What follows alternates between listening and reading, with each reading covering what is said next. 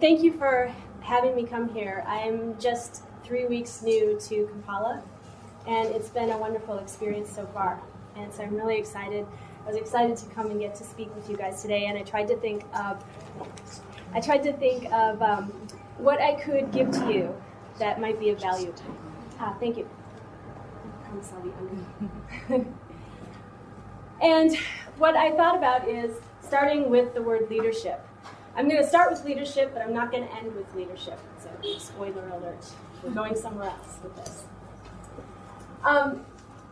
The reason I want to start with the word leadership is that I actually have an aversion to leadership, especially as it relates to me.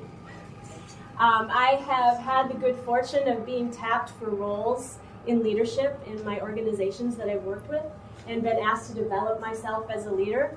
And I still have an aversion to this in spite of the overwhelming evidence that I end up having people follow me. I don't feel like a leader. And maybe some of you kind of have this problem too.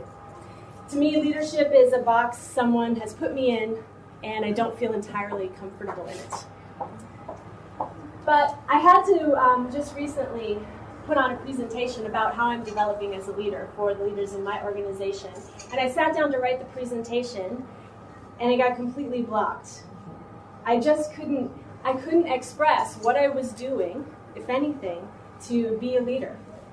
So I have a good friend who I go to in these situations. She acts as a coach for me, and she helps unblock me when I have these moments.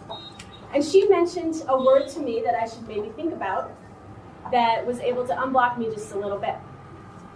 And it was followership. Because you can't really be a leader unless someone's following you, right?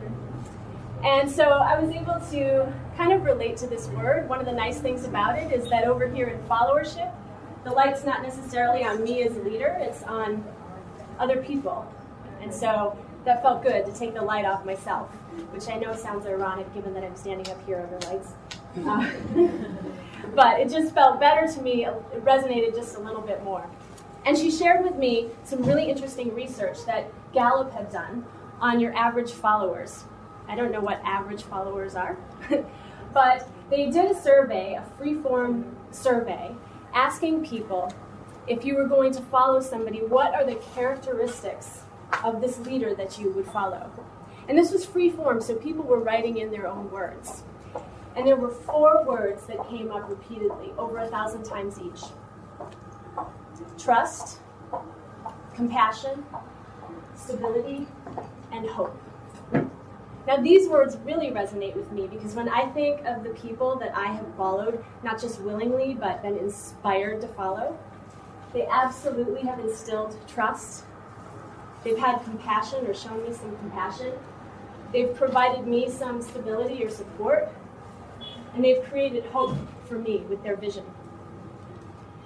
And the extrapolation of this research has been that if you build trust, show compassion, provide stability, and create hope, you can create followership. And that was very exciting. It allowed me to free up a little bit and think about how I may have done those things as a leader. But I still am not happy with this word followership. Because just like leadership puts you in a box, followership kind of puts you in a box too. Because to me, you have those sayings in your head, there's a born leader and a born follower, or you start out as a follower and you grow into a leader. You're in one box or the other. I don't like that because it creates a space between the two. You're either a leader or you're a follower. And I don't feel comfortable in either of those boxes. And that might be because I'm just a teeny bit stubborn. And as soon as someone tries to label me as something, I rebel just a little bit. So I need to break out of that leadership box, and I want to break out of that followership box and be in this space here, between them. And I needed to find a new word that I could relate to. And that word was fellowship. Because to me, this space here, when I'm not in this leader box, and when I'm not in this follower box, I'm in fellowship. Because those things, building trust, showing compassion, providing stability, creating hope, you can't do those things alone, right? We can only do them together. We can create hope together by sharing our passions with each other. I can expose a little of myself to you, and you can expose a little bit of yourself to me. And we can find somewhere in our passions maybe some alignment and get excited about it and build a vision together and make a plan to do it. And providing stability, the one thing I think about this one is providing stability doesn't mean I'm infallible. I might be able to provide some stability for you at one point, maybe remind you to take a deep breath, and instead of reacting, breathe and think about how you're going to act. And then I get to ask for help, because sometimes I overreact, and you can remind me, take a deep breath, breathe, and think before you act. And we can provide stability for each other. And showing compassion is allowing you to see me for who I really am, maybe getting a little naked, if you will, and showing you my heart. And me looking into your heart, and you allowing me to see your heart. And in that space, if we open up that kind of compassion for each other, to me, that's the space where real peace happens. And if we've done these three things, we've created hope together, we've provided stability for each other, and we have shown compassion for each other. Building trust, it's kind of there, right? We don't even need to build it, it's built. I've got your back, you've got my back, and we're here together in fellowship. And so the invitation I want to extend to all of you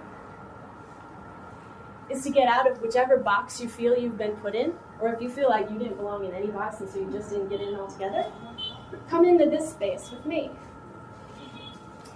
And let's build trust, show compassion, provide stability, and create hope with each other here in fellowship. Thank you.